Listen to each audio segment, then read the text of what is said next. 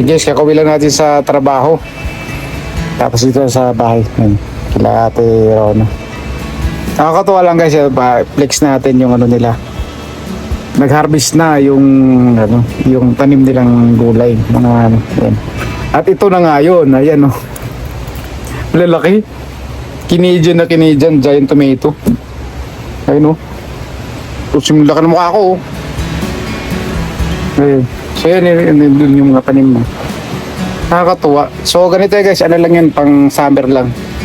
Mga ganyang seasonal. Kasi pag nag-winter na, wala na yan. Ayan. Itong mga bulaklak na yun, wala na rin pag winter na. So yan, flex natin. Nakakatuwa lang. Ganito pag summer dito sa Canada. Sa may Manitoba. Kahit saan naman. Sa iso sa asin. Hindi, so malalaking ano, yung mga tomato ni ate. Allah. Yan, organic. Organic na organic. Giant. Yung mga pananim dun oh. Ayun pa yung iba.